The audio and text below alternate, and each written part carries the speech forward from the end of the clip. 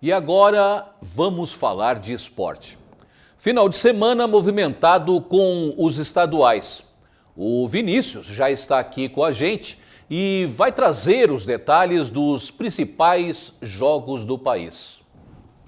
Olá Marcelo, boa noite, muito obrigado. Boa noite a toda a nossa audiência também. E teve, nesse final de semana, a bola rolou pelos estaduais e teve até clássico nessa primeira rodada. Mas teve também novidade, com times nem tão conhecidos assim, que chegaram numa etapa importante, podendo até ser campeões.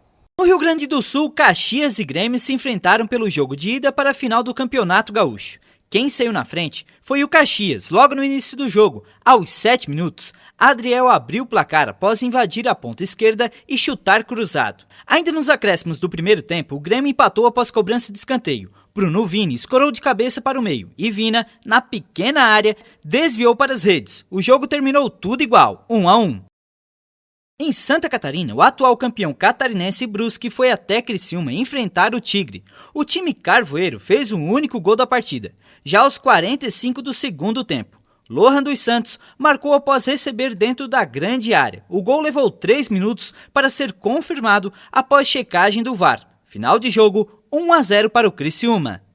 Já na final do Campeonato Paulista, Água Santa e Palmeiras se enfrentaram na Arena Barueri. O Verdão começou pressionando e exigindo boas defesas do goleiro Vinhas, mas quem marcou ainda no primeiro tempo foi o time de Diadema, Bruno Mezenga, após cobrança de escanteio.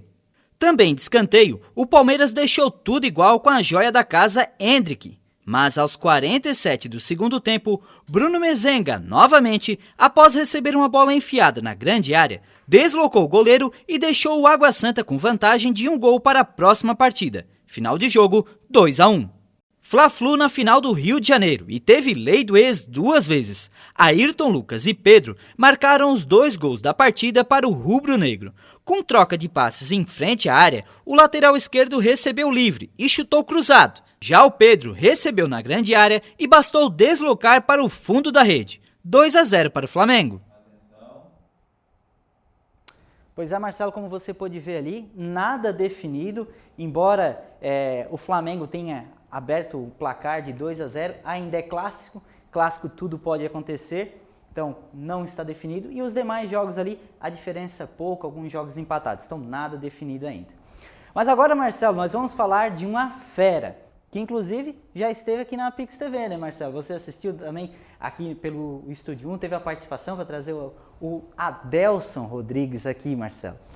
E hoje a gente conversou com ele que concluiu há poucos dias o percurso do Oiapoque ao Chuí. E sabe como? De remo. Mais de 8.000 quilômetros de distância na costa brasileira. Hoje à tarde, tive uma conversa com ele para falar como foram os desafios dessa expedição. Foram mais de 3 anos no mar até Adelson fazer o trajeto do Oiapoque ao Chuí de remo.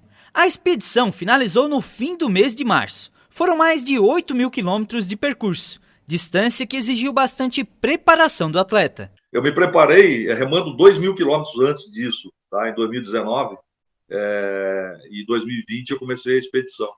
E além do que, todas as modalidades esportivas que eu participei na minha vida, de triatlon, natação, corrida, ciclismo, serviram para essa base, né? Porque não tem como você fazer um treinamento específico para algo de 8.000 quilômetros remando. Você tem que ter base sólida, né, para poder estar inserido nessa distância. Não dá, por exemplo, para você falar assim, não, eu vou remar 8.000 quilômetros e vou fazer um treinamento aí de 6 meses, 1 ano. Isso seria praticamente inviável, né? Então, tudo que me deu suporte nessa expedição foram esses 51 anos aí de atividade física, desde 10 anos de idade. Adelson começou o trajeto pelo norte do país. Enfrentou marés, correntezas e climas adversos, que só foram possíveis de enfrentar graças aos estudos feitos antes de cada viagem, garantindo a segurança do atleta. Porque quando eu pesquisei, eu fui a fundo naquilo que eu estava pesquisando. E os locais que eu passei, tudo que eu vi através da pesquisa, eles aconteceram durante a expedição. Tá? Então, isso foi mostrando para mim os locais onde eu não tinha problema nenhum. Tá? Com relação à insegurança, por exemplo. Tá? mesmo porque a Marinha do Brasil também esteve, né, adiante dessa expedição, dando esse apoio de segurança, né? E todas as minhas remadas, elas eram monitoradas assim, em tempo real, né? Então não tinha esse perigo nenhum com relação a esse detalhe, e muito menos eu ficar com medo, né? Com a expedição, Adelson pretende escrever um livro de tudo o que passou e viu na costa brasileira. É um misto de alegria, de felicidade, mas também de tristeza, né? Por você ter acabado uma expedição que durou mais de 3 anos, né? Então, uma coisa que, assim, todos os dias, remar para mim fazia parte do meu organismo, faz parte do meu organismo. E hoje, por exemplo, ficar essa semana toda aqui já parado, está sendo meio complicado. Mas na certeza, né, de que logo, logo a gente vai estar em outra expedição, e esse período aqui é um período de descanso, é um período de descanso, mas produtivo, ele é ativo, porque eu vou estar envolvido aí com a edição do livro agora, e eu quero que esse livro saia o mais rápido possível no mercado, que é para vocês lerem, né, sobre a expedição de forma minuciosa, né, com detalhes e tudo mais. Então isso vai ser muito bacana para mim também. Isso está me dando uma grande força. Mas os desafios não param por aí. A próxima expedição deve ser ainda mais desafiadora. E assim que terminar todo esse processo do lançamento do livro e a divulgação do livro, eu vou estar inserido numa outra expedição, que é a sequência, né, que é do Chuí para Ushuaia. São mais 4.000 quilômetros, 2.000 milhas, até chegar ali no finalzinho da América do Sul, né? E depois fazer de novo um outro lançamento de livro, uma outra proposta aí de divulgação, né, de tudo aquilo que eu estou fazendo. E nesse final de semana teve mais uma etapa do circuito de vôlei de praia em Itapema. Em quadra, as feras da modalidade definiram os vencedores da segunda etapa da competição. Jorge e André conquistaram o título no masculino e Duda e Ana Patrícia no feminino. Ainda no domingo, começou a primeira etapa do circuito brasileiro sub-21, com a disputa do qualifying. Hoje, a fase de grupos e as oitavas de final deram sequência ao torneio, que será decidido na quarta-feira. Um dia depois, será o início da etapa do circuito mundial até o dia 9 de abril. E em Itajaí, mais uma etapa do Ocean Race. Finalizou em Santa Catarina. Na última madrugada, os velejadores chegaram. A competição pretende dar a volta ao mundo. A equipe Malisa foi a grande vencedora da terceira etapa do The Ocean Race, que terminou na madrugada deste domingo em Itajaí, Santa Catarina. A perna de regata de volta ao mundo começou há mais de um mês, quando os barcos deixaram a cidade do Cabo, na África do Sul. Os velejadores saudaram o público que os aguardava e festejaram com a bandeira do Brasil. Parece real, quero dizer, estamos há um mês no mar, um pouco mais até. Tantos desafios e altos e baixos, e agora vencer. Então eu ainda preciso processar, entender.